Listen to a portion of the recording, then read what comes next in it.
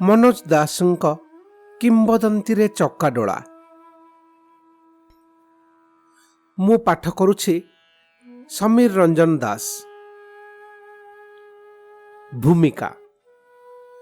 ଆଜିର ଏ ବଡ଼ ଦେଉଳ ନିର୍ମାଣ ହେବାର ବହୁ ପୂର୍ବରୁ ବିଦ୍ୟମାନ ଥିଲେ ଶ୍ରୀଜଗନ୍ନାଥ। ଆଜି ଆମେ ଯେଉଁ ରୂପରେ ଦେଖୁଁ ତାହାର ରହସ୍ୟ ଏକାଧିକ କିମ୍ବଦନ୍ତୀରେ ଅଛି।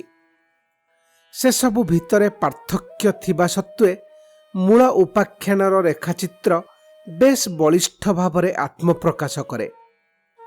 ସେ ଉପାଖ୍ୟାନ ସହିତ ଅବିଚ୍ଛେଦ୍ୟ ଭାବେ ଜଡ଼ିତ ରାଜା ଇନ୍ଦ୍ରଦ୍ୟୁମ୍ନ, ସନ୍ଧାନୀ ବିଦ୍ୟାପତି, ଅରଣ୍ୟ ସାମନ୍ତ ବିଶ୍ୱାବସୁ ଏବଂ ଶବରକନ୍ୟା ଲଳିତା। ମୂଳ କିମ୍ବଦନ୍ତୀ ଉପସ୍ଥାପନ କରେ କେତେକ ବିସ୍ମୟ। ଇନ୍ଦ୍ରଦ୍ୟୁମ୍ନ ମାଳବର ରାଜା ହେବା ସତ୍ତ୍ୱେ କଳିଙ୍ଗରେ ଆସି ସମାପିତ କଲେ ତାଙ୍କ ଅନ୍ୱେଷଣ, ପ୍ରତିଷ୍ଠା କଲେ ଦିଅଁ। ଏହା ରାଜ୍ୟ ରାଜ୍ୟ ଭିତରେ ମହତ୍ ସମ୍ପର୍କର ସୂଚନା। ଶବରକନ୍ୟା ଲଳିତା ଓ ବ୍ରାହ୍ମଣ ବିଦ୍ୟାପତିଙ୍କ ବିବାହରେ କୌଣସି ଦ୍ୱନ୍ଦ୍ୱ ଉପୁଜିବା ତ ଦୂରର କଥା, ସେମାନଙ୍କ ସନ୍ତାନବର୍ଗ ପବିତ୍ର ପୂଜକ ରୂପେ ସ୍ୱୀକୃତି ପାଇବା ଏକ ମହତ୍ ଯୁଗର ସ୍ୱାକ୍ଷର।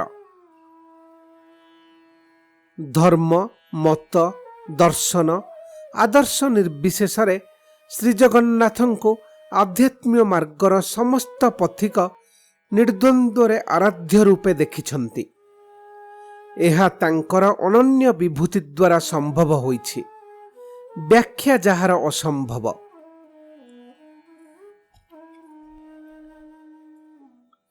କାହିଁ କେତେ ଯୁଗ ତଳର କଥା।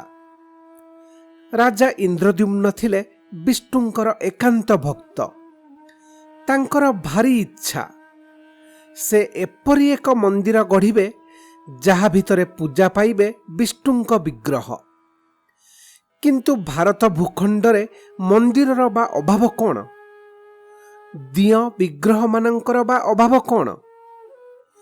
ତାଙ୍କ ଗଢ଼ା ମନ୍ଦିରରେ ଦିଅଁଙ୍କ ସହ ବିଷ୍ଣୁଙ୍କର ପ୍ରତ୍ୟକ୍ଷ ସମ୍ପର୍କ ଥିବା ଚାହି।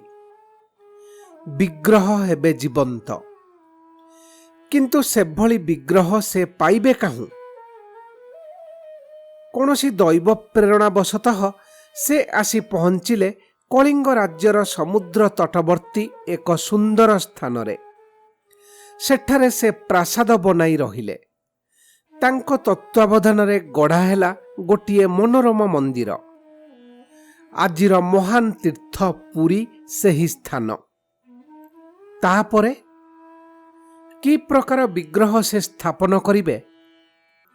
ସେ ଧ୍ୟାନରେ ବସି ଅନୁଭବ କଲେ ପୁରୀର ଅଦୂରରେ କେଉଁଠି ହେଲେ ଗୋପନରେ ରହିଛି ବିଷ୍ଣୁଙ୍କର ଅବତାର କୃଷ୍ଣଙ୍କର ଜୀବନ୍ତ ପ୍ରତୀକ। ଇନ୍ଦ୍ରଦ୍ୟୁମ୍ନ 4 ଜଣ ଜ୍ଞାନୀ ଓ ପଣ୍ଡିତଙ୍କୁ ଚାରିଦିଗକୁ ପ୍ରେରଣ କଲେ। ସେମାନଙ୍କ ଭିତରେ ଥିଲେ ତରୁଣ ବ୍ରାହ୍ମଣ ପଣ୍ଡିତ ବିଦ୍ୟାପତି। ସେ ଗଲେ ପୁରୀଠୁ ଉତ୍ତର ପୂର୍ବ ଦିଗକୁ। ତାଙ୍କର ମନେ ହେଉଥାଏ ଗୋଟାଏ ଅଜଣା ମଙ୍ଗଳମୟ ଶକ୍ତି ତାଙ୍କୁ ଆଗକୁ ଆଗକୁ ନେଇଯାଉଛି। ତାଙ୍କର ହେତୁ ନଥାଏ। କେତେବେଳେ ସେ ଗୋଟାଏ ଅଗନା ଅଗନି ବନସ୍ତ ଭିତରେ ପ୍ରବେଶ କରିସାରିଥାନ୍ତି। ସନ୍ଧ୍ୟା ହୋଇ ଆସୁଥାଏ। ଆଖପାଖରେ କୌଣସି ପୁରପଲ୍ଲୀ ଆଖିରେ ପଡ଼ୁନଥାଏ। ଗୋଟାଏ ଛୋଟ ପାହାଡ଼ ଭିତରୁ ଭାସି ଆସୁଥାଏ ସମବେତ କଣ୍ଠ ସଙ୍ଗୀତ। ଶୁଭୁଥାଏ ନୂପୁର ଧ୍ୱନି। ବିଦ୍ୟାପତି ବିସ୍ମିତ ହେଲେ। କ୍ରମେ ସେ ବୁଝିଲେ ସେ ସଙ୍ଗୀତ ଏବଂ ନୃତ୍ୟ ଛନ୍ଦର ଧ୍ୱନି ପାହାଡ଼ ସେପାରିରୁ ଆସୁଛି। ସେ ପାହାଡ଼ ଆରୋହଣ କରି ସେପାରି ଉପତ୍ୟକା ଆଡ଼େ ଅନାଇଲେ। ଦଳେ ବନବାସିନୀ କନ୍ୟା ହାତ ଧରାଧରି ହୋଇ ନାଚୁଥିଲେ। ପାଶରେ ଗୋଟିଏ କୁଳୁକୁଳୁ ନାଦିନୀ ଝରଣା। ଅପୂର୍ବ ସେ ଦୃଶ୍ୟ। ବିଦ୍ୟାପତି ପୁଲକିତ ହେଲେ। କିନ୍ତୁ ତାଙ୍କର ପୁଲକ ଅଚିରେ ଭୟରେ ପରିଣତ ହେଲା। ଅଦୂରରେ ଗୋଟାଏ ହୃଷ୍ଟପୁଷ୍ଟ ବାଘ ତାଙ୍କ ଆଡ଼େ ଅନାଇ ଛାଡ଼ିଲା ଏକ ମୃଦୁ ଗର୍ଜନ। ସେ ଯିବେ କୁଆଡ଼େ? ବାଘ ତାଙ୍କ ଆଡ଼େ ଆଗେଇ ଆସୁଛି, ମାଡ଼ି ବସିବ ପରା। କିନ୍ତୁ ହଠାତ୍ ତଳୁ ସେ କନ୍ୟା ଦଳ ଭିତରୁ ଜଣେ ବାଘା ବୋଲି ଡାକିଦେଲା। ବାଘଟି ସୁଦ୍ଧାର ବିଲେଇ ଭଳି ତଳକୁ ଚାଲିଗଲା। କିନ୍ତୁ ସେ ବିଦ୍ୟାପତିଙ୍କୁ ପ୍ରାୟ ଛୁଇଁ ଦେଇ ଯିବା ବେଳକୁ ବିଦ୍ୟାପତିଙ୍କ ଗୋଡ଼ ଖସିଗଲା। ସେ ଗଡ଼ି ଗଡ଼ି ଯାଇ ତଳେ ପଡ଼ିଲେ। ଅଳ୍ପ ସମୟ ପାଇଁ ସେ ଚେତା ହରାଇଥିଲେ। ଯେତେବେଳେ ଚେତା ଫେରିଲା, ସେ ଦେଖିଲେ ଜଣେ କନ୍ୟା ତାଙ୍କ ଉପରେ ପତ୍ର ନିର୍ମିତ ବିଞ୍ଚଣା ବିଞ୍ଚୁଛନ୍ତି, ଆଉ ଜଣେ ତାଙ୍କ ମୁହଁରେ ମୁନ୍ଦିଏ ମୁନ୍ଦିଏ ପାଣି ଦେଉଛନ୍ତି।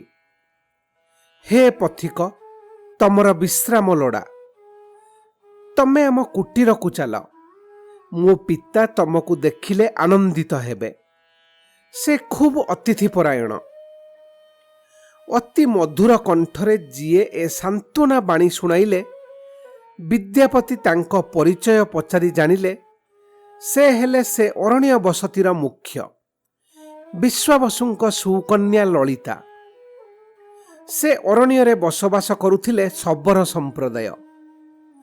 ଲଳିତା ଏବଂ ତାଙ୍କ ସଖୀମାନଙ୍କ ଗହଣରେ ବିଦ୍ୟାପତି ଯାଇ ବିଶ୍ୱାବସୁଙ୍କୁ ଅଭିବାଦନ ଜଣାଇଲେ। ସୁଗମ୍ଭୀର, ସୁଶାସକ, ସୌଜନ୍ୟପରାୟଣ ବିଶ୍ୱାବସୁ ତାଙ୍କୁ ସ୍ୱାଗତ କଲେ।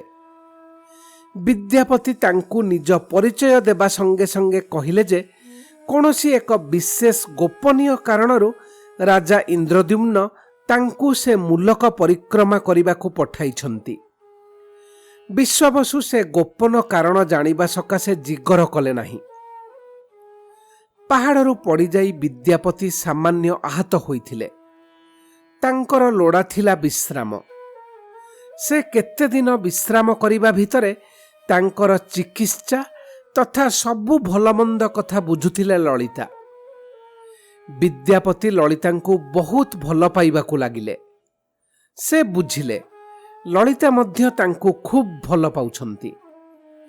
ସବୁଦିନ ସନ୍ଧ୍ୟାରେ ବିଶ୍ୱାବସୁ ବିଦ୍ୟାପତିଙ୍କୁ ଶାସ୍ତ୍ର ଓ ଧର୍ମ ଉପରେ ନାନା ପ୍ରଶ୍ନ କରନ୍ତି। ବିଦ୍ୟାପତି ସେସବୁ ପ୍ରଶ୍ନର ଯଥାର୍ଥ ଉତ୍ତର ଦେଇ ବିଶ୍ୱାବସୁଙ୍କୁ ତୃପ୍ତ କରନ୍ତି। ବିଶ୍ୱାବସୁ ସେ ଯୁବକଙ୍କୁ ବହୁତ ସ୍ନେହ କରୁଥାନ୍ତି। ବିଦ୍ୟାପତି ଥରେ ଥରେ ନିଜକୁ ପ୍ରଶ୍ନ କରୁଥାନ୍ତି, ସେ ଯେଉଁ ଅଭିପ୍ରାୟରେ ଯାହାର ସନ୍ଧାନରେ ପୁରୀରୁ ବାହାରିଥିଲେ ସେ କଥା କ'ଣ ସେ ପାଶୋରି ଯାଇଛନ୍ତି? କିନ୍ତୁ ତାଙ୍କ ହୃଦୟ ଗହନରୁ ଏହି ବିଶ୍ୱାସ ଆସୁଥାଏ ଯେ ତାଙ୍କ ଅଭିଯାନ ବ୍ୟର୍ଥ ହେବ ନାହିଁ। ଦିନେ ବିଶ୍ୱାବସୁ ପ୍ରସ୍ତାବ ଦେଲେ ବିଦ୍ୟାପତି ଲଳିତାଙ୍କୁ ବିଭା ହୋଇ ସେହିଠାରେ ରହନ୍ତୁ। ବିଦ୍ୟାପତି ସାମାନ୍ୟ ଇତସ୍ତତଃ କରି ସମ୍ମତି ଦେଲେ। ଅରଣ୍ୟରେ ହେଲା ସୁନ୍ଦର ଉତ୍ସବ। ବିଦ୍ୟାପତି ବନିଲେ ବିଶ୍ୱାବସୁଙ୍କର ଜାମାତା ତଥା ଉତ୍ତରାଧିକାରୀ। କିନ୍ତୁ ଏହା ହିଁ କ'ଣ ଥିଲା ତାଙ୍କ ଅଭିଯାନର ଲକ୍ଷ୍ୟ? ସେ କାହିଁକି ତହିଁ ଅଟକି ଗଲେ? ସେ କାହିଁକି ସବୁ କ୍ଲେଶ ସତ୍ତ୍ୱେ ଦୂର ଦୂରାନ୍ତର ନ ଗଲେ? ଯେମିତି ସବୁ କ୍ଲେଶ ସହି ଝଡ଼ ତୋଫାନ ଯେତେ ପ୍ରବଳ ହେଲେ ମଧ୍ୟ ପ୍ରତିଦିନ ଭୋର ବିଶ୍ୱାବସୁ କିଛି ଫୁଲ ଓ ଅନ୍ୟ ସାମଗ୍ରୀ ଧରି କୁଆଡ଼େ ବାହାରି ଯାଆନ୍ତି। ହଠାତ୍ ବିଦ୍ୟାପତି ଚେତି ଉଠି ନିଜକୁ ପ୍ରଶ୍ନ କଲେ, କୁଆଡ଼େ ଯାଆନ୍ତି ବିଶ୍ୱାବସୁ ସେମିତି ନିୟମିତ ନିଷ୍ଠା ସହକାରେ? ସେଦିନ ସନ୍ଧ୍ୟାରେ ବିଦ୍ୟାପତି ନିଜ ପ୍ରଶ୍ନଟି ଥୋଇଲେ ଲଳିତାଙ୍କ ଆଗରେ। ଜିଭ କାମୁଡ଼ି ଲଳିତା କହିଲେ, ତାହା ଗୋପନ କଥା, କେହି ଜାଣିବା ଉଚିତ ନୁହେଁ। ମୁଁ କ'ଣ କେହିଠୁ ଅଧିକ କିଛି ନୁହେଁ? ଅଭିମାନ ଭରା କଣ୍ଠରେ ପ୍ରଶ୍ନ କଲେ ବିଦ୍ୟାପତି। ଲଳିତା ଲାଜେଇ ଯାଇ କହିଲେ, ବାସ୍ତବିକ ତମଠୁ କ'ଣ ବା ଗୋପନ ରଖିପାରିବି? ଏଠାରୁ ପ୍ରାୟ 1 କ୍ରୋଶ ଦୂରରେ ଗୋଟିଏ ନିର୍ଜନ ସ୍ଥାନରେ ରହିଛି ଏକ ଗୁମ୍ଫା। ତହିଁ ଭିତରେ ଗଚ୍ଛିତ ଅଛି ଆମ ବଂଶର ଆରାଧ୍ୟ କୌଣସି ଦିବ୍ୟ ବସ୍ତୁ। ତାହା କ'ଣ କେହି ଜାଣନ୍ତି ନାହିଁ। ମୋ ବାପାଙ୍କ ପୂର୍ବରୁ ତାଙ୍କ ବାପା, ତାଙ୍କ ବାପାଙ୍କ ବାପା ପୁରୁଷ ପୁରୁଷ ଧରି ବଂଶର ଜ୍ୟେଷ୍ଠ ସନ୍ତାନ ସେହି ରହସ୍ୟମୟ ବସ୍ତୁକୁ ପୂଜା କରି ଆସୁଛନ୍ତି। ହଠାତ୍ ବିଦ୍ୟାପତିଙ୍କର ମନେ ହେଲା ସେ ଯେପରି ତାଙ୍କ ଲକ୍ଷ୍ୟରେ ଉପନୀତ ହେବାକୁ ଯାଉଛନ୍ତି। ସତେ ଯେପରି ସେହି ପାଇଁ ବିଧାତା ଏଭଳି ପରିସ୍ଥିତି ସୃଷ୍ଟି କରିଛି। ମୁଁ ଥରେ ସେ ଗୁମ୍ଫା ଭିତରକୁ ଯାଇପାରନ୍ତି ନାହିଁ। ସେ ଲଳିତାଙ୍କ ପାଖରେ ଅଳି କଲେ। ଲଳିତା ଅଗତ୍ୟା ବାପାଙ୍କୁ ଯାଇ ଜଣାଇଲେ ଜାମାତାଙ୍କ ଜିଗର କଥା। ବିଶ୍ୱାବସୁ ଚମକି ପଡ଼ିଲେ। ତୁ କେମିତି ଏଭଳି ପ୍ରସ୍ତାବ କରିପାରୁଛୁ? ସେ କଡ଼ା କଣ୍ଠରେ ପ୍ରଶ୍ନ କଲେ। ବାପା, କାନ୍ଦି ପକାଇ କହିଲେ ଲଳିତା, ତମ ଅନ୍ତେ ତ ପୁଣି ଆଉ ଜଣେ ସେ ପୂଜାର୍ଚ୍ଚନା କରିବ। କିଏ ସେ? ବିଶ୍ୱାବସୁ ଚିନ୍ତାମଗ୍ନ ରହିଲେ। ତାପରେ କହିଲେ, ଯେତେବେଳେ ସମୟ ଉପସ୍ଥିତ ହେବ ସେତେବେଳେ ମୁଁ ଅବଶ୍ୟ ବିଦ୍ୟାପତିଙ୍କୁ ସବୁ ବୁଝାଇ ଦେବି। କିନ୍ତୁ ତହିଁ ପୂର୍ବରୁ ସେ ଗୁମ୍ଫା ଉଦ୍ଦେଶ୍ୟରେ ଯାଇଥିବା ଗୋପନ ପଥ କାହାକୁ ଜଣାଇବା ନିଷିଦ୍ଧ। ତେବେ ସେ ଯଦି ଆଖି ବନ୍ଦ ରଖି ଥରେ ମୋ ସହ ଯିବା ଆସିବାକୁ ପ୍ରସ୍ତୁତ, ତେବେ ମୁଁ ତ ଅନୁରୋଧ ମାନିନେବି। ତାହା ହିଁ ହେଲା। ପ୍ରତ୍ୟୁଷରେ ବିଦ୍ୟାପତିଙ୍କ ଆଖିରେ ବନ୍ଧାଗଲା ପଟି। ବିଶ୍ୱାବସୁ ତାଙ୍କ ହାତ ଧରି ଗୋପନ ପଥରେ ଲକ୍ଷ୍ୟସ୍ଥଳ ଅଭିମୁଖେ ଅଗ୍ରସର ହେଲେ। ଚତୁର ବିଦ୍ୟାପତି ନିଜ ବାମ ହାତରେ ଧରିଥାନ୍ତି ମୁଠାଏ ସୋରିଷ। ଧୀରେ ଧୀରେ ତାହା ସେ ବୁଣି ବୁଣି ବାଟ ଚାଲୁଥାନ୍ତି। ଅବଶେଷରେ ଦୁହେଁ ପହଞ୍ଚିଗଲେ ଗୁମ୍ଫା ଭିତରେ। ବିଶ୍ୱାବସୁ ଖୋଲିଦେଲେ ବିଦ୍ୟାପତିଙ୍କ ପଟି। ବିହ୍ୱଳ ବିସ୍ମିତ ବିଦ୍ୟାପତିଙ୍କ ଆଖି ଆଗରେ ଝଲସି ଉଠିଲା ଏକ ଅପୂର୍ବ ଅବର୍ଣ୍ଣନୀୟ ନୀଳାଭ ଦ୍ୟୁତି। ବିଦ୍ୟାପତିଙ୍କୁ ଜଣାଥିଲା ସେ ଦିବ୍ୟ ଦ୍ୟୁତି ଶ୍ରୀକୃଷ୍ଣଙ୍କର କଳେବର ହିଁ ବିକିରଣ କରିପାରେ।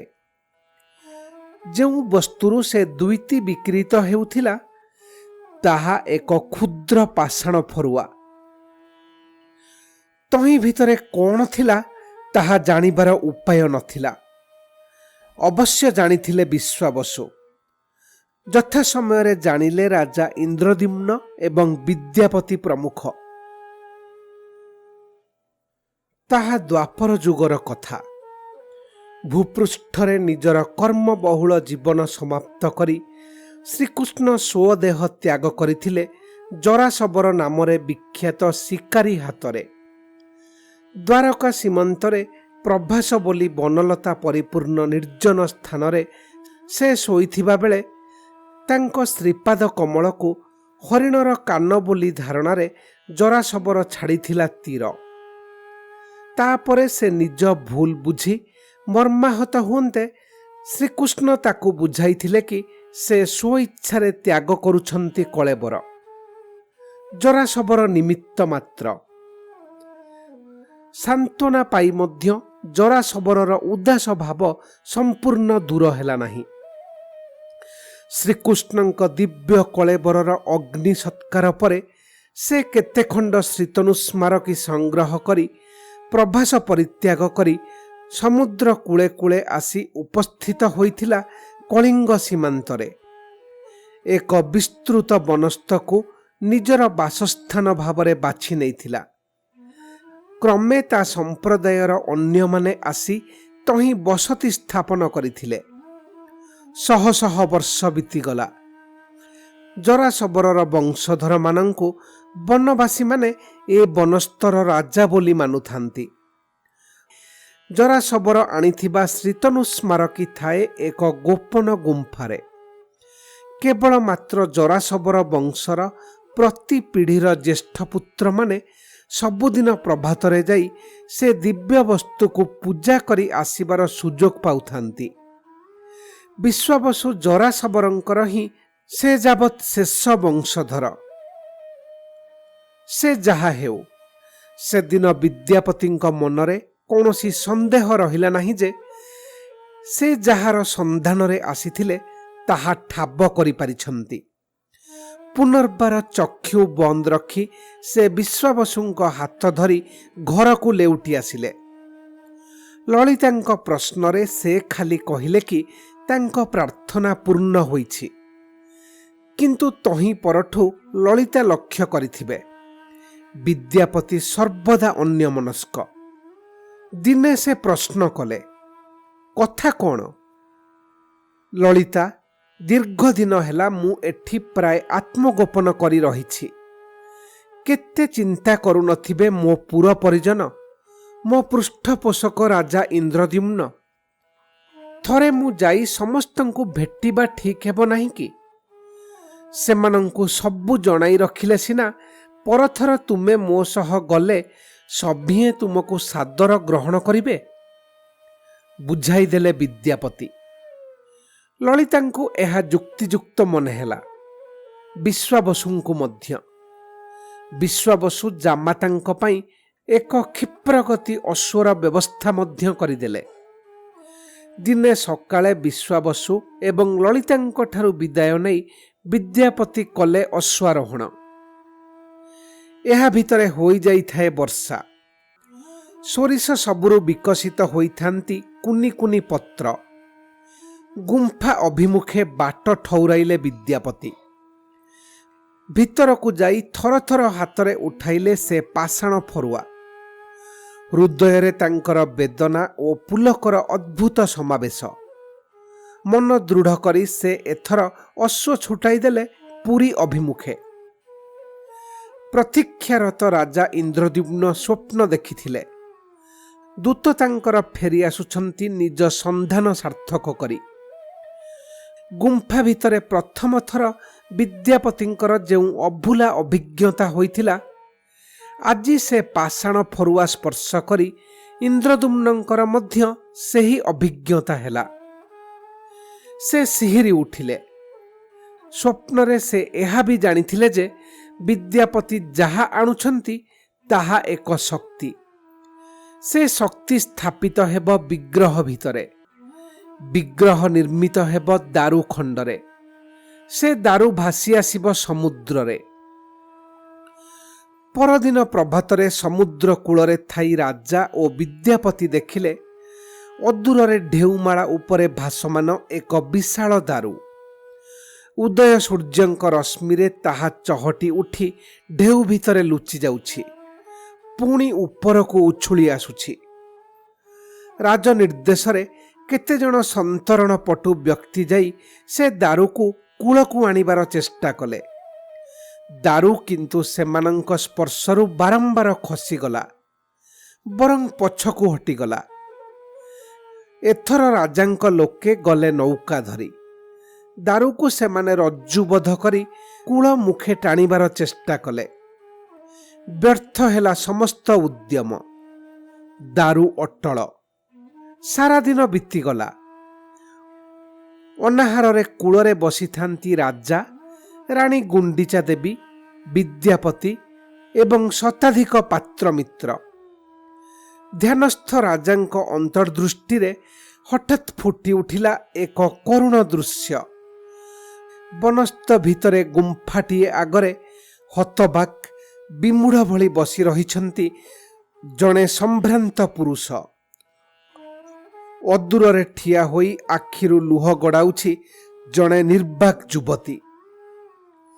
ବିଦ୍ୟାପତିଙ୍କ ଠାରୁ ରାଜା ଯାହା ଶୁଣିଥିଲେ ତାହା ମନେ ପକାଇ ସେ ବୁଝିଲେ ସେ ଦୁହେଁ ବିଶ୍ୱାବସୁ ଏବଂ ଲଳିତା।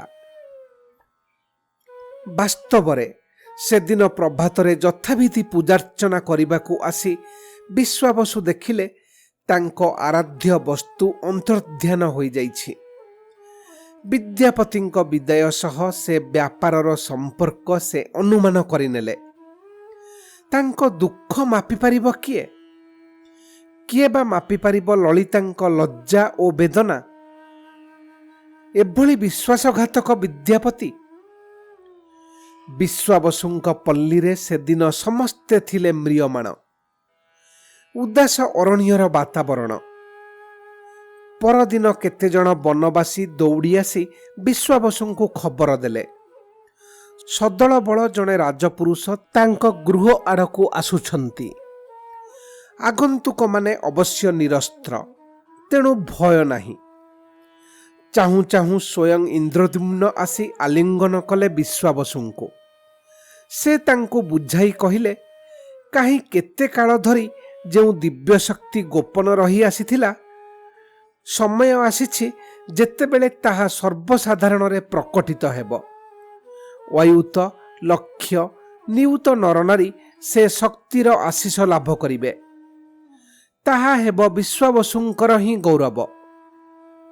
ବିଶ୍ୱାବସୁ ଆଶ୍ୱସ୍ତ ହେଲେ। କ୍ରମେ ସେ ପୁଲକିତ ହେଲେ। ରାଜାଙ୍କ ସହ ସେ ଆସିଲେ ପୁରୀ ସମୁଦ୍ର କୂଳକୁ। ଉଭୟ ଯାଇ ସେ ଭାସମାନ ଦାରୁକୁ ସ୍ପର୍ଶ କରିବା ମାତ୍ରେ ତାହା ସରଳ ଗତିରେ ଚାଲି ଆସିଲା କୂଳକୁ। ବର୍ତ୍ତମାନ ପ୍ରଶ୍ନ ହେଲା, ସେ ଦାରୁକୁ କି ରୂପ ଦିଆଯିବ? କଳିଙ୍ଗର ଶିଳ୍ପୀଗଣ ଶିଳାମୂର୍ତ୍ତି ନିର୍ମାଣରେ ପ୍ରବୀଣ, କିନ୍ତୁ ଦାରୁମୂର୍ତ୍ତି ତାହା କିପରି ସମ୍ଭବ? କେତେ ଦିନ ବା ସେ ମୂର୍ତ୍ତି ହେବ ସ୍ଥାୟୀ? ବିଚଳିତ ରାଜାଙ୍କୁ ପୁଣି ଆସିଲା ସ୍ୱପ୍ନ ଯୋଗେ ନିର୍ଦ୍ଦେଶ। ପରଦିନ ପ୍ରତ୍ୟୁଷରେ ଯେଉଁ ଶିଳ୍ପୀ ଆସି ତାଙ୍କୁ ଭେଟିବେ, ତାଙ୍କୁ ହିଁ ଦିଆଯିବ ସେ ଦାୟିତ୍ୱ। ବୃଦ୍ଧ ଶିଳ୍ପୀଟିଏ ଆସି ରାଜାଙ୍କୁ ଅଭିବାଦନ କଲେ। ରାଣୀ ଓ ପାତ୍ରମିତ୍ରଙ୍କ ମୁହଁରେ ଫୁଟି ଉଠିଲା ସନ୍ଦେହ। ଏ ଅଥର୍ବପ୍ରାୟ କାରିଗର କରିବ ମୂର୍ତ୍ତି ଗଠନ? କିନ୍ତୁ ରାଜାଙ୍କ ମନରେ ଦ୍ୱିଧା ନଥିଲା। ସେ ଶିଳ୍ପୀଙ୍କୁ ଜଣାଇଲେ ସାଦର ସ୍ୱାଗତ। ମାନିନେଲେ ତାଙ୍କ ସର୍ତ୍ତ। ଶିଳ୍ପୀ ତାଙ୍କ କାମ କରିଚାଲିବେ ଏକାକୀ, ଗୋଟିଏ ବନ୍ଦ ଘର ଭିତରେ। ଯେ ପର୍ଯ୍ୟନ୍ତ ବିଗ୍ରହ ନିର୍ମାଣ ସମ୍ପୂର୍ଣ୍ଣ ହୋଇନାହିଁ, ସେ ପର୍ଯ୍ୟନ୍ତ ସେ ପରିସରରେ କେହି ପ୍ରବେଶ କରିବା ନିଷିଦ୍ଧ। ଶିଳ୍ପୀ ଥାନ୍ତି କର୍ମରତ। ରାଣୀ ଗୁଣ୍ଡିଚା ଆସି କବାଟରେ କାନ ଡେରି ଶୁଣନ୍ତି। ଭିତରୁ ଶୁଭୁଛି ନିହଣ ଏବଂ ଅନ୍ୟ ଯନ୍ତ୍ରପାତିର ଶବ୍ଦ। ଦିନେ କିନ୍ତୁ କିଛି ଶୁଭିଲା ନାହିଁ। ସେ ଅପେକ୍ଷା କଲେ ଦୀର୍ଘ ସମୟ। ଧୈର୍ଯ୍ୟଚ୍ୟୁତି ଘଟିଲା। ସେ ସଜୋର ଠେଲିଦେଲେ କବାଟ। ଖୋଲିଗଲା। ଶିଳ୍ପୀ ଥରେ ପଛକୁ ମୁହଁ ବୁଲାଇ ଅନାଇ ଦେଲେ। କିନ୍ତୁ ଇଏ କିଏ? ସେ ବୃଦ୍ଧ ଗଲେ କାହିଁ? ଇଏ ତ ଜଣେ ଦେବତା। ପର ମୁହୂର୍ତ୍ତରେ ସେ ଦେବଶିଳ୍ପୀ ଉଭେଇ ଗଲେ। ସଭିଏଁ ବୁଝିଲେ, ଶିଳ୍ପୀ ଆଉ କେହି ନୁହନ୍ତି, ଦେବଗଣଙ୍କ ଭାସ୍କର ବିଶ୍ୱକର୍ମା। ସେ ଗଢ଼ିଥିଲେ 3 ମୂର୍ତ୍ତି, ଶ୍ରୀଜଗନ୍ନାଥ, ତାଙ୍କ ବଡ଼ ଭାଇ ବଳଭଦ୍ର ଏବଂ ସାନ ଭଉଣୀ ସୁଭଦ୍ରାଙ୍କ କଳେବର। ତାହା କ'ଣ ଅସମ୍ପୂର୍ଣ୍ଣ ରହିଗଲା? ହୋଇପାରେ। ମଣିଷର ବିକାଶ ଅସମ୍ପୂର୍ଣ୍ଣ, ତେଣୁ ତାର ଆରାଧ୍ୟର ରୂପ ମଧ୍ୟ ଅସମ୍ପୂର୍ଣ୍ଣ। ହୋଇପାରେ ରାଣୀ ଗୁଣ୍ଡିଚାଙ୍କ ଅଧୈର୍ଯ୍ୟ ଓ ଅବିଶ୍ୱାସ ମଣିଷର ଚେତନାର ଅବସ୍ଥାକୁ ସୂଚାଉଛି। ଚେତନାର ସେହି ଦୁର୍ବଳତା ଯୋଗୁଁ ଭଗବାନ ପୂର୍ଣ୍ଣ ରୂପେ ମଣିଷ ଆଗରେ ପ୍ରକାଶିତ ହୋଇପାରୁନାହାନ୍ତି। କିନ୍ତୁ କିଏ କହିବ ସେ ଅସମ୍ପୂର୍ଣ୍ଣ? ଶ୍ରୀଜଗନ୍ନାଥଙ୍କୁ ଅନାଇ କିଏ ଦେଖେ କାଳିନ୍ଦୀ ତଟବର୍ତ୍ତୀ କିଶୋର ଶ୍ରୀକୃଷ୍ଣଙ୍କ ବଂଶୀବାଦନକାଳୀନ ରୂପ? କିଏ ଦେଖେ ଶ୍ରୀରାମଚନ୍ଦ୍ରଙ୍କ ବଦନ? କିଏ ତହିଁ ଅନୁଭବ କରେ ଅରୂପ ବ୍ରହ୍ମ? କିଏ ଦେଖେ ବୁଦ୍ଧଙ୍କ ବିଭୂତି? ହୁଏତ କୌଣସି ଗତାନୁଗତିକ ରୂପ ଗ୍ରହଣ କରିଥିଲେ ଶ୍ରୀଜଗନ୍ନାଥଙ୍କୁ ଏଭଳି ବିବିଧ ଭାବରେ ଦେଖିବାର ସୁଯୋଗରୁ ବଞ୍ଚିତ ରହନ୍ତେ ବିବିଧ ଭକ୍ତିଧାରା ଓ ବିବିଧ ଯୋଗମାର୍ଗର ସାଧକମାନେ। କେତେ କେତେ ବର୍ଷ ଅନ୍ତରରେ ହୁଏ ଶ୍ରୀଜଗନ୍ନାଥଙ୍କ ନବକଳେବର। ନୂତନ ମୂର୍ତ୍ତି ଭିତରେ ସ୍ଥାପନ କରାଯାଏ ପୁରୁଣା ମୂର୍ତ୍ତିର ନାଭିପଦ୍ମ। ଏ କାର୍ଯ୍ୟଟି କେଉଁମାନେ ସମାଧା କରନ୍ତି? ସେମାନେ ଦଇତାପତି, ବିଦ୍ୟାପତି ଏବଂ ଲଳିତାଙ୍କ ସନ୍ତାନଙ୍କ ବଂଶଧର। ବଡ଼ ସୁନ୍ଦର, ବଡ଼ ତାତ୍ପର୍ଯ୍ୟପୂର୍ଣ୍ଣ ଏ ପରମ୍ପରା। ସେମାନେ ଶ୍ରୀଜଗନ୍ନାଥଙ୍କ ପ୍ରମୁଖ ପୂଜକ ବର୍ଗଙ୍କ ଅନ୍ତର୍ଭୁକ୍ତ। ସେ ନାଭିପଦ୍ମରେ ରହିଛି କି ବସ୍ତୁ, ତାହା ଦେଖିବାର ଅଧିକାର କାହାରି ନାହିଁ। ବିଶ୍ୱାସ, ତାହା ଶ୍ରୀକୃଷ୍ଣଙ୍କ ଶ୍ରୀତନୁ ସ୍ମାରକୀ ଛଡ଼ା ଆଉ କିଛି ନୁହେଁ। ଶ୍ରୀଜଗନ୍ନାଥ ଆମର ବଡ଼ ଅନ୍ତରଙ୍ଗ। ଆମରି ଭଳି ସେ କେତେ ସମସ୍ୟା ସାମ୍ନା କରନ୍ତି। ପୁଣି ପୁରୁଣା କଳେବର ତ୍ୟାଗ କରି ନବ କଳେବର ଗ୍ରହଣ କରନ୍ତି। ଯେମିତି ମଣିଷର ଆତ୍ମା ତାର ଗୋଟାଏ ଦେହ ତ୍ୟାଗ କରି ନୂତନ ଦେହ ନେଇ ଜନ୍ମ ହୁଏ। ଆମର ପ୍ରକୃତ ପରିଚୟ ଆମ ଆତ୍ମା। ଶ୍ରୀଜଗନ୍ନାଥଙ୍କ ପ୍ରକୃତ ପରିଚୟ ସେ ପରମାତ୍ମା। ରବୀନ୍ଦ୍ରନାଥ ଠାକୁରଙ୍କର ଗୋଟିଏ ଟିକି କବିତା ମନେ ପଡ଼େ। ରଥଯାତ୍ରା ଲୋକାରଣ୍ୟ ମହା ଧୁମଧାମ, ଭକ୍ତଗଣ ପଥେ ଲୋଟି କରନ୍ତି ପ୍ରଣାମ। ରଥ ଭାବେ ମୁହିଁ ଦେବ, ପଥ ଭାବେ ମୁହିଁ, ମୂର୍ତ୍ତି ଭାବେ ମୁହିଁ ଦେବ, ହସେ ଅନ୍ତର୍ଯ୍ୟାମୀ। ଯୁଗେ ଯୁଗେ ଶ୍ରୀଜଗନ୍ନାଥଙ୍କୁ କେନ୍ଦ୍ର କରି କେତେ ଭକ୍ତ, କେତେ ଜିଜ୍ଞାସୁଙ୍କର ହୋଇଛି କେତେ ସୁନ୍ଦର ସୂକ୍ଷ୍ମ ଅନୁଭୂତି। ସେସବୁ କିମ୍ବଦନ୍ତୀ ଆମ ପରମ୍ପରାର ମୂଲ୍ୟବାନ ସମ୍ପଦ। ଏଠାରେ ଗୋଟିଏ ନାଟକୀୟ କିମ୍ବଦନ୍ତୀ ମନେ ପକାଇବା। ଥରେ ଉତ୍କଳର ଯୁବରାଜ ପୁରୁଷୋତ୍ତମ ଦେବ ଦେଶ ଭ୍ରମଣରେ ବାହାରି କାଞ୍ଚି ରାଜାଙ୍କ ଅତିଥି ହୋଇଥାନ୍ତି। କାଞ୍ଚିର ରାଜଜେମା ପଦ୍ମାବତୀଙ୍କୁ ଦେଖି ସେ ମୁଗ୍ଧ ହେଲେ। ସେ ରାଜଧାନୀ ପୁରୀ ଲେଉଟି ଆସିବା ପରେ ପରେ ତାଙ୍କ ପିତାଙ୍କର ମୃତ୍ୟୁ ହେଲା ଏବଂ ସେ ସିଂହାସନରେ ବସିଲେ। ତତ୍ପରେ ପଦ୍ମାବତୀଙ୍କ ସହ ବିବାହ ପ୍ରସ୍ତାବ ଦେଇ ସେ କାଞ୍ଚିକୁ ପଠାଇଲେ ଦୂତ। କାଞ୍ଚି ରାଜା ସେ ପ୍ରସ୍ତାବକୁ ସ୍ୱାଗତ କରି ସବୁ ବ୍ୟବସ୍ଥା ପକ୍କା କରିବା ନିମନ୍ତେ ତାଙ୍କ ମହାମନ୍ତ୍ରୀଙ୍କୁ ପଠାଇଲେ ପୁରୀ। ସେତେବେଳେ ରଥଯାତ୍ରା ଆରମ୍ଭ ହେଉଥାଏ। ରାଜା ବିଧି ଅନୁସାରେ ଶ୍ରୀଜଗନ୍ନାଥଙ୍କ ସେବକ ଭାବରେ ରଥ ଉପରେ ଝାଡ଼ୁ ଦେଉଥାନ୍ତି, ଯାହାକୁ କୁହାଯାଏ ଛେରା ପହଁରା। ତାହା କେଡ଼େ ମହତ୍ ପ୍ରଥା ସେ କଥା ବୁଝିବା ଭଳି ଜ୍ଞାନ କାଞ୍ଚି ମହାମନ୍ତ୍ରୀଙ୍କର ନଥିଲା। ସେ ଯାଇ ତାଙ୍କ ରାଜାଙ୍କୁ କହିଲେ କି ଜଣେ ଝାଡ଼ୁଦାରକୁ ଆମ ଜେମା କେମିତି ବିବାହ ହେବେ। କାଞ୍ଚି ରାଜା ତାଙ୍କ ସମ୍ମତି ଫେରାଇ ନେଲେ। କ୍ରୁଦ୍ଧ ପୁରୁଷୋତ୍ତମ ଦେବ କାଞ୍ଚି ଆକ୍ରମଣ କଲେ, କିନ୍ତୁ ହେଲେ ପରାଜିତ। ଦାରୁଣ ଅଭିମାନରେ ସେ ଶ୍ରୀଜଗନ୍ନାଥଙ୍କ ଆଗରେ ଧାରଣା ଦେଲେ। ସ୍ୱପ୍ନରେ ନିର୍ଦ୍ଦେଶ ପାଇଲେ ପୁନର୍ବାର କାଞ୍ଚି ଅଭିଯାନ କର, ବିଜୟ ସୁନିଶ୍ଚିତ। ସୈନ୍ୟ ଦଳ ଧରି ରାଜା ଚାଲିଲେ କାଞ୍ଚି ଅଭିମୁଖେ। ଚିଲିକା କୂଳରେ ତାଙ୍କୁ ଅଟକାଇଲା ମହିଳାଟିଏ, ଜଣେ ଦହି ବିକାଳି। କିଛି ସମୟ ଆଗରୁ 2 ଜଣ ଯୋଦ୍ଧା ମୋଠୁ ଦହି ପିଇ ଘୋଡ଼ା ଛୁଟାଇ ଚାଲିଗଲେ। ଜଣଙ୍କର କଳା ଘୋଡ଼ା ଏବଂ ଅନ୍ୟର ଧଳା ଘୋଡ଼ା। ମୋତେ ଦେଇଗଲେ ଏ ମୁଦି। କହିଲେ, ପଛେ ପଛେ ଯିଏ ଆସୁଛନ୍ତି ତାଙ୍କୁ ଏ ଗୋଟିକ ଦେଲେ ସେ ଦେଇଦେବେ ଦହିର ଦାମ। ରାଜା ଚମକି ପଡ଼ିଲେ। ସେ ହୀରା ମୁଦି ଶ୍ରୀଜଗନ୍ନାଥଙ୍କର। ସେ ବୁଝିଲେ ଧଳା ଘୋଡ଼ାରେ ଜଗନ୍ନାଥ ଏବଂ କଳା ଘୋଡ଼ାରେ ବଳଭଦ୍ର ଆଗତୁରା ଚାଲିଗଲେ। ତାଙ୍କୁ ଦେବେ ଅଦୃଶ୍ୟ ନେତୃତ୍ୱ। ଦହିର ମୂଲ୍ୟ ହିସାବରେ ରାଜା ସେ ମହିଳାଙ୍କୁ ଦେଲେ ଗୋଟିଏ ଗ୍ରାମର ମାଲିକାନା। ମହିଳାଙ୍କ ନାମ ଅନୁସାରେ ଆଜି ବି ସେ ଗାଁର ନାମ ମାଣିକପାଟଣା। ଗଭୀର ବିଶ୍ୱାସ ସହ ଯୁଦ୍ଧ କଲେ ରାଜା। ପରାଜିତ ହେଲେ କାଞ୍ଚି ସୈନ୍ୟ ଦଳ। ବନ୍ଦୀ ହେଲେ କାଞ୍ଚି ରାଜା ତଥା ରାଜନନ୍ଦିନୀ ପଦ୍ମାବତୀ। ସସମ୍ମାନ ରାଜାଙ୍କୁ ମୁକ୍ତି ଦେଲେ ପୁରୁଷୋତ୍ତମ ଦେବ, କିନ୍ତୁ ସସମ୍ମାନ ପଦ୍ମାବତୀଙ୍କୁ ନେଇ ଆସିଲେ ପୁରୀ। ତତ୍ପରେ ସେ ଆଦେଶ ଦେଲେ ନିଜ ମହାମନ୍ତ୍ରୀଙ୍କୁ, ମୋତେ ଝାଡ଼ୁଦାର ମନେକରି କାଞ୍ଚି ରାଜା ପରା କନ୍ୟାଦାନ କରିବାକୁ ନାସ୍ତି କରିଦେଇଥିଲେ। ବର୍ତ୍ତମାନ ତମେ ଜଣେ ଝାଡ଼ୁଦାର ସହ ରାଜଜେମାଙ୍କ ବିବାହର ବ୍ୟବସ୍ଥା କର। କେତେ ଦିନ ବିତିଗଲା। ଆସିଲା ରଥଯାତ୍ରା। ଯଥାବିଧି ରାଜା ପୁରୁଷୋତ୍ତମ ଦେବ ଛେରା ପହଁରା କରୁଥାନ୍ତି। ହଠାତ୍ ତାଙ୍କ ବେକରେ ପଡ଼ିଲା ଏକ ମାଳା। ଚମକି ପଡ଼ି ରାଜା ଦେଖିଲେ ପାଶରେ ଉଭା ସଲ୍ଲଜ ବଦନରେ ପଦ୍ମାବତୀ। ମହାମନ୍ତ୍ରୀ କହିଲେ, ମହାରାଜ, ରାଜକୁମାରୀ ପଦ୍ମାବତୀଙ୍କ ଯୋଗ୍ୟ ଝାଡ଼ୁଦାର ବରପାତ୍ର ମୁଁ ଆଉ କାହୁଁ ପାଇବି। ବୃଦ୍ଧ ମହାମନ୍ତ୍ରୀଙ୍କ ନିର୍ଦ୍ଦେଶରେ ମହାରାଜ ମଧ୍ୟ ପଦ୍ମାବତୀଙ୍କୁ କଲେ ମାଲ୍ୟାର୍ପଣ। କାଞ୍ଚି ଜେମା ହେଲେ ଉତ୍କଳର ମହାରାଣୀ। ଶ୍ରୀଜଗନ୍ନାଥଙ୍କ ପାଖକୁ ଶଙ୍କରାଚାର୍ଯ୍ୟ ଶ୍ରୀଚୈତନ୍ୟଙ୍କଠୁ ଆରମ୍ଭ କରି ଅସଂଖ୍ୟ ଯୋଗୀ ମହାପୁରୁଷ ଏବଂ ତପସ୍ୱୀ ଆକର୍ଷିତ ହୋଇ ଆସିଛନ୍ତି। ତାଙ୍କ ଦର୍ଶନରେ ସଭିଙ୍କର ହୋଇଛି ବିପୁଳ ଅଭିଜ୍ଞତା।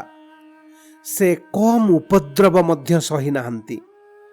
କଳା ପାହାଡ଼ ଭାବରେ ବିଦିତ ଜଣେ ଅଜ୍ଞାନ ଅମଣିଷ ତାଙ୍କୁ ବିଧ୍ୱସ୍ତ କରିବାର ଚେଷ୍ଟା କରିଛି, କିନ୍ତୁ ଅବ୍ୟାହତ ରହିଛି ତାଙ୍କର ଜୟଯାତ୍ରା ଆମର ଚେତନାରେ। ସେହି ଜୟଯାତ୍ରାର ପ୍ରତୀକ ରଥଯାତ୍ରା। ଶ୍ରୀକୃଷ୍ଣ ଗୋପରୁ ମଥୁରା ଯାତ୍ରା କରିବାର ସ୍ମାରକୀ। ମଥୁରା ଯାଇ ଶ୍ରୀକୃଷ୍ଣ ରାକ୍ଷସ ରାଜା କଂସର ନିଧନ କରିଥିଲେ। ମଣିଷର ଚେତନାରେ ଥିବା ରାକ୍ଷସ ପ୍ରବୃତ୍ତିର ବିଲୋପ ଦିଗରେ ଆହ୍ୱାନ ହେଲା ଏ ପବିତ୍ର ରଥଯାତ୍ରା। ଆମେମାନେ ନିଜେ ନିଜେ ହିଁ ସେ ବିଲୋପ ସାଧନ କରିପାରିବା ଦିବ୍ୟ କରୁଣାର ଶକ୍ତି ବଳରେ।